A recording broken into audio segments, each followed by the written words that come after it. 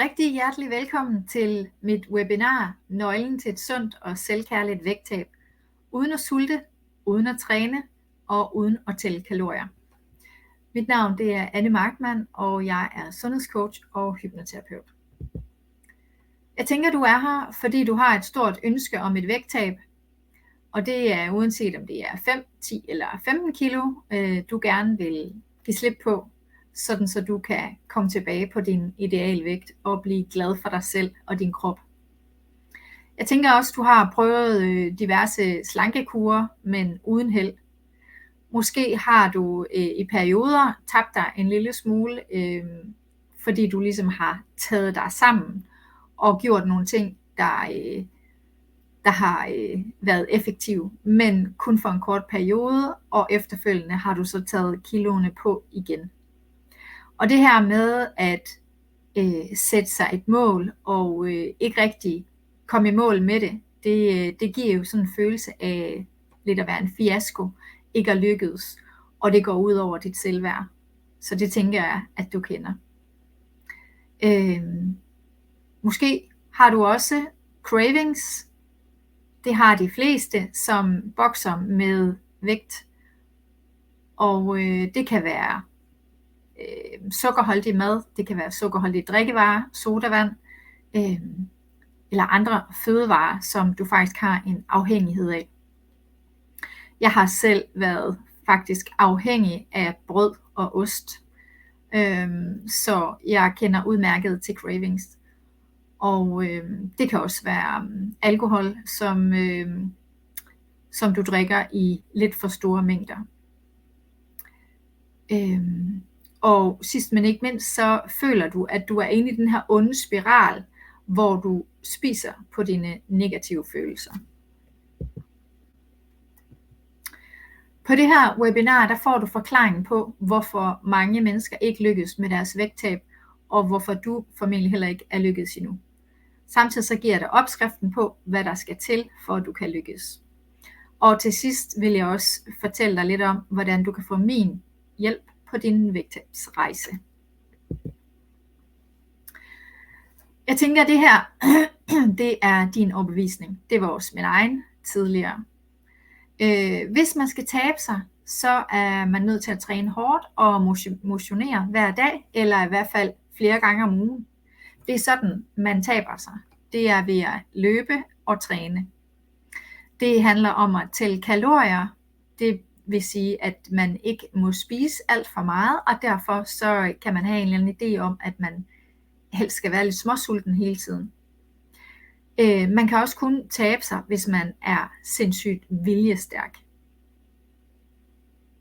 Ingen af delene er faktisk sande, og det skal jeg nok forklare dig, hvorfor. Årsagen til, at du ikke tidligere er lykkes med dit vægttab, det er nemlig lige præcis, at du tror, at det handler om kalorier, og du tror, at du er nødt til at træne. Det handler også om, at du er sundt at spise, og hvad der er usundt at spise. Selvfølgelig ved de fleste godt, at det, der er sukker i, ikke er sundt. Men derudover så hersker der rigtig mange misforståelser om, hvad sund mad egentlig er. Du kæmper imod dig selv og din egen biokemi. Det er det her med de her cravings, som vi kan have, fordi bestemte fødevarer herunder sukker, men også brød og ost, de påvirker vores hjerne, de påvirker vores belønningscenter, og det er simpelthen umuligt, hvis man hele tiden skal gå og kæmpe imod sig selv og sin egen trang. Så den skal vi også ind og arbejde med. Du spiser på dine følelser, det vil sige, du dulmer indimellem, hvis du har nogle følelser, som du ikke kan lide at have, og det kan være den her onde spiral, man ligesom kommer ind i, fordi når man så har spist på sine følelser, så bliver man sur og ked af det, og synes, at man ligesom ikke slår til, eller nu gjorde jeg det igen, og så videre, og det er bare skruen uden ende. Du synes, det her med vægttab, det er uoverskueligt. Måske netop fordi du har prøvet det rigtig mange gange, og du tænker bare, at det lykkes jo alligevel aldrig, så jeg kan lige så godt give op på forhånd. Og ja, du sidder fast i den her negative spiral. Så det er sådan, det tit føles, ikke også? Det er det her med, at man kæmper en kamp mod sig selv, at man ligesom skal stramme sig an og tage sig sammen og være viljestærk og så videre. Og hver gang de her cravings eller trang til et eller andet, undertrykke den del af sig selv og sige nej, du skal ikke have det og det, du skal ikke have det og det. Og hele tiden skal man kæmpe den der kamp, og det er bare så hårdt og så opslidende. Og til sidst ender det med, at man giver efter, fordi man kan ikke kæmpe den kamp. Så hvad er egentlig mine forudsætninger, udover at være coach og hypnoterapeut, i forhold til at sidde her og formidle viden om vægttab? Jamen det er, at jeg har tabt mig 12 kilo på 5 måneder, og det har jeg lige præcis gjort, uden at træne overhovedet. Det eneste jeg gør, det er, at jeg går en tur med min hund hver dag, og det er ikke engang hver dag, at den tur bliver særlig lang. Jeg har overhovedet på ingen tidspunkt talt kalorier. Og jeg har på intet tidspunkt været sulten på de 5 måneder. Faktisk så spiser jeg rigtig, rigtig meget mad, og alligevel så er kiloene bare raslet af. Ja, og så har jeg jo studeret det her sideløbende med min egen proces. Jeg er uddannet i kost og ernæring.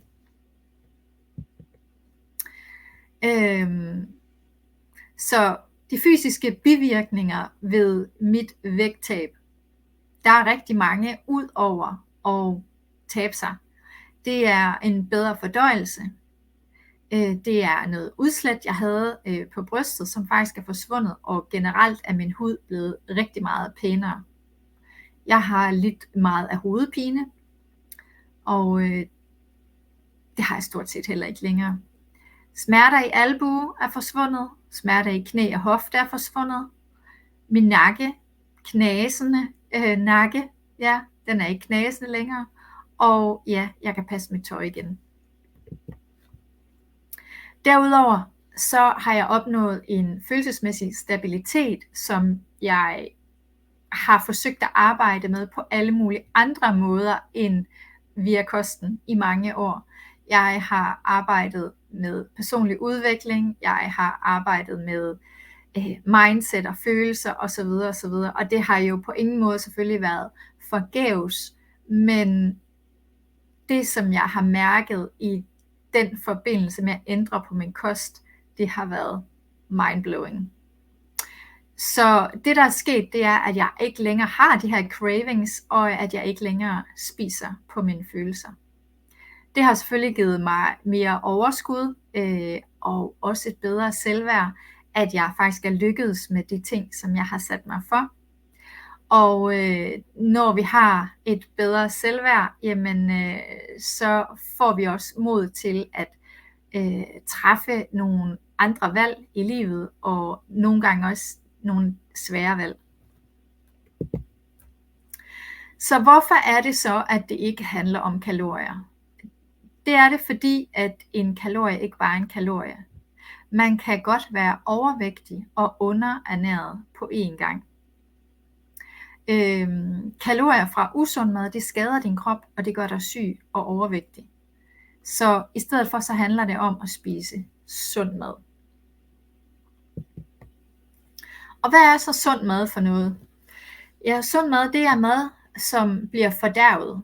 Det vil sige sund mad, eller mad, som rådner, hvis det ligger for længe. Der er rigtig meget mad, som ikke rådner. Læg mærke til det, hvor lang tid sådan en McDonald's burger den faktisk kan holde sig, selvom du bare lægger den på køkkenbordet. Chips kan holde sig i en uendelighed, slik kan holde sig i en uendelighed, bagerbrød kan holde sig i en uendelighed, sågar rugbrød, som man køber i pakker i Netto, kan holde sig virkelig, virkelig længe. Det er mad med vitaminer og mineraler i. Det er mad med sunde fedtstoffer. Det er mad med aminosyre, som jo er proteiner. Og det er mad uden kemi og giftstoffer. Okay, så hvad er usund mad? Ja, usund mad, det er mad, der skader din krop.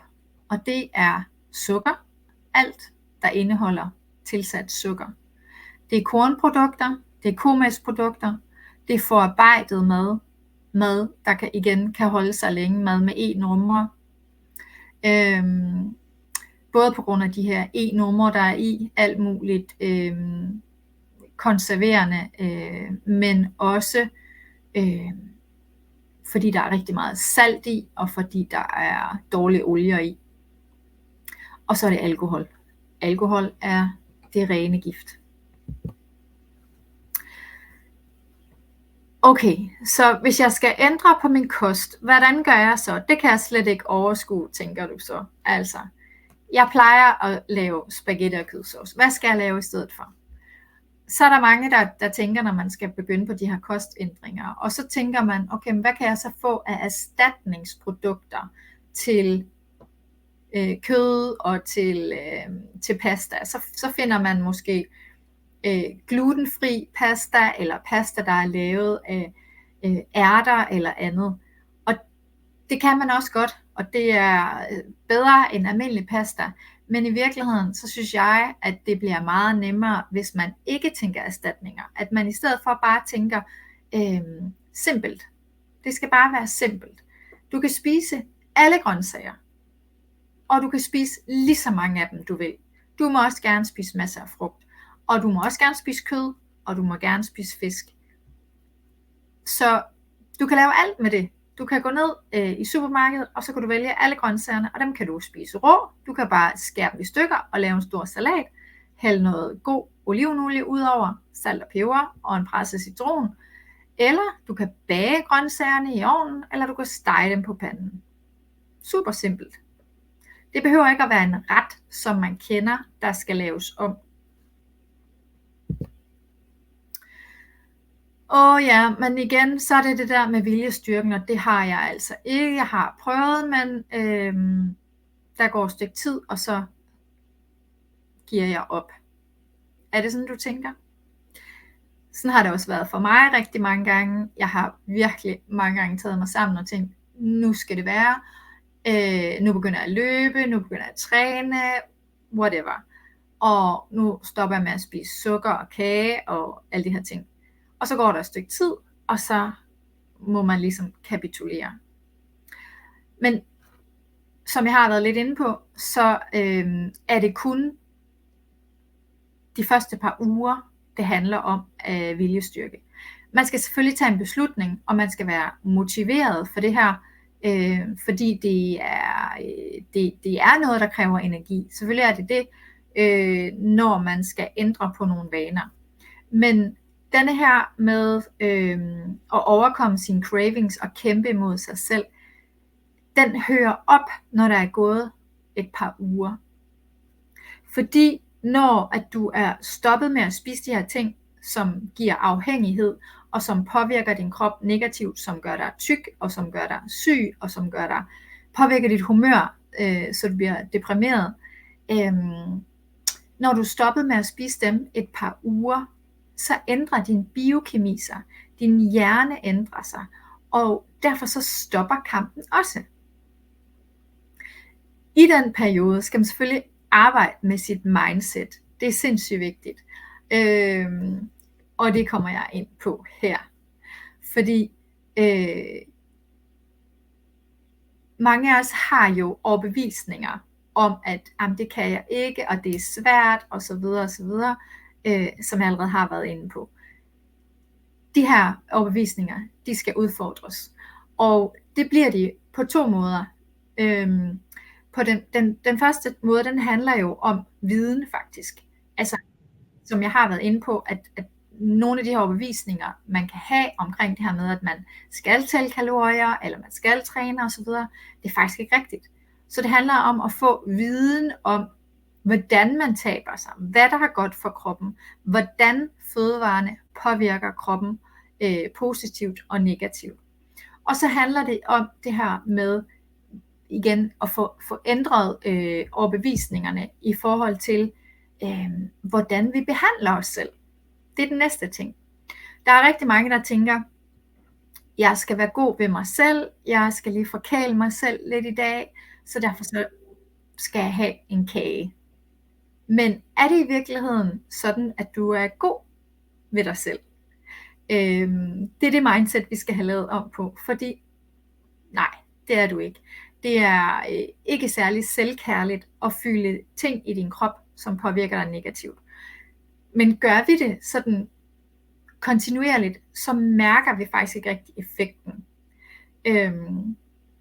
Det er derfor, at en ryger kan holde til at ryge 10-15 cigaretter om dagen, hvorimod hvis en ikke ryger tager en cigaret, så bliver man rigtig, rigtig dårlig.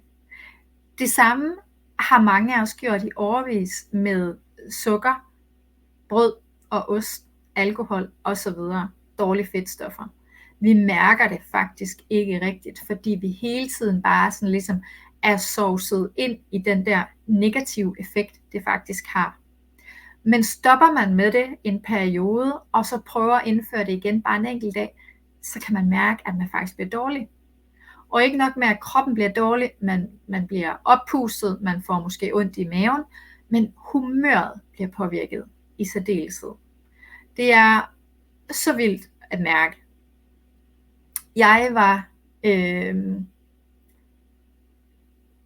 uden sukker og uden alkohol i 2,5 måneder. Og så skulle jeg lige prøve, og hvordan var det så igen? Nu kan jeg godt lige tage et glas vin eller 2 og spise en kage. Og med det samme, så får man den her effekt. Det påvirker vores belønningscenter i hjernen. Det er dejligt, og man bliver i godt humør. Men der går ikke ret lang tid, så får man det faktisk dårligt. Så får man nedtur. Så med en optur følger også en nedtur. Sådan er det.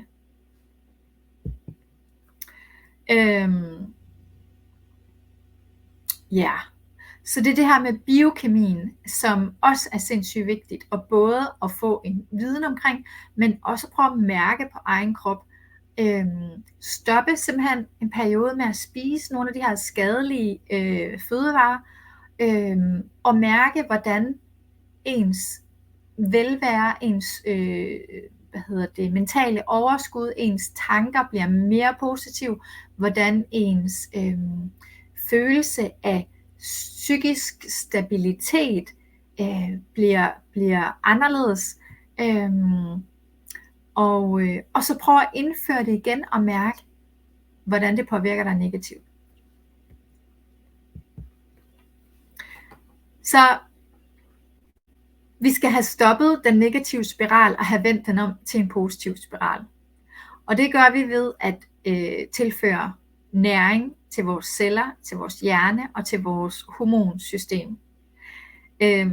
Når vi spiser forarbejdet mad, når vi spiser brød og ost, pasta, så er der faktisk ikke ret meget næring i. Derfor kan vi mange af os være underernæret, uden at være slanke, og måske endda være overvægtige og underernæret. Vi mangler simpelthen næring, vi mangler vitaminer og mineraler, og det er det, der gør os trætte, og det er det, der gør, at vi får alle mulige sygdomssymptomer, for uden at være overvægtig. Ligesom jeg nævnte før også, at jeg havde udslæt, hovedpine, knasende nakke, smerter her og der osv. Så når vi begynder at tilføre næring til vores krop, så får vi overskud, vi får større følelsesmæssig balance, vi opnår det ønskede vægttab, og vi forbedrer vores selvværd. Og vores cravings ophører, og det bliver slut med at spise på vores følelser. Så nu kender du opskriften på det varige og selvkærlige vægttab, sådan i grove træk. Og dermed så har du 3 valg. Du kan følge opskriften og foretage dit vægttab selv. Du kan stoppe med at spise sukker, brød, korn og mælkeprodukter, og indføre masser af grøntsager, masser af frugt, masser af nødder og kerner, masser af sunde olier. Og ja, mærk på din egen krop, hvad det gør ved dig. Du kan også opgive på forhånd og blive i den negative spiral. Det har du prøvet, det er nemt, det er comfort zonen at bare blive ved og finde på undskyldninger for, hvorfor det nok heller ikke lykkes den her gang, og du kan i hvert fald slet ikke finde ud af det. Eller den tredje mulighed, det er, at du kan få min viden, udover den jeg allerede har givet dig. Du kan få min hjælp og støtte, og så kan du vende din spiral til en positiv spiral. Så hvis du vælger den tredje løsning, at få min hjælp og skabe livsforandrende resultater, så har jeg et tilbud til dig om et online kursus, som starter her den 9. september. Det kommer til at foregå inde i en lukket Facebook-gruppe, hvor jeg vil lave live-videoer omkring kost og ernæring og mindset-træning, og du får masser af støtte og opbakning i din proces. Det er et forløb, der varer 4 måneder, og det koster 4.250 kroner. Det er muligt at betale i rater. Så det er den første mulighed. Den anden mulighed, det er, at du kan deltage også i forløbet i Facebook-gruppen her. Men udover det, så får du også 8 personlige sessioner via Zoom i løbet af de her 4 måneder. Så du får sparring direkte ind i de temaer, som du bokser med, og ind i de fysiske symptomer, som du har, foruden at du synes, du vejer for meget. Hvis du vælger den anden løsning, så koster det 8.950 kroner. Og ja, begge muligheder kan betales i rater. Og som sagt, så starter vi mandag den 9. september.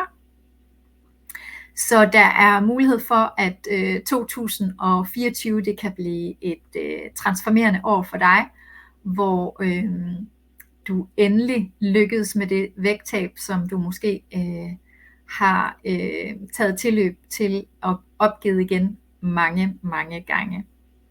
Vi har lige knap 4 måneder til jul her fra den 9. september, så jeg er sikker på, at du godt kan nå det, hvis du melder dig til. Så er det noget for dig, så gå ind på min hjemmeside www.annemarkmann.dk og tilmeld dig forløbet. Jeg håber at se dig.